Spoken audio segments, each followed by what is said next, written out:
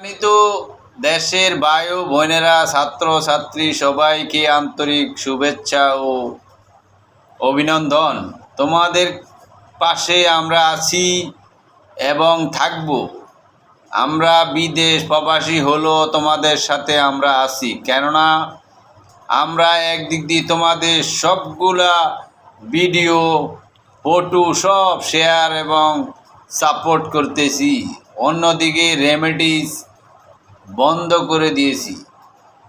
ইনশাআল্লাহ সবাই এগিয়ে যাও, দেশকে বাঁচাও, দেশের রক্ষা করো, দেশকে রক্ষা করো, দেশকে রক্ষা করো, জালিমের হাত থেকে দেশকে রক্ষা করো। এবং সবাই তাহাজ্জুদের নামাজ পড়ে সবাই দোয়া করবা, আল্লাহ যেন দেশটার মধ্যে শান্তি শৃঙ্খলা ফিরিয়ে দেয়। আল্লাহ যেমন এই জুলুম অত্যাচার থেকে আল্লাহ সবাইকে ভালো রাখে। আমিন সুম্মা আমিন।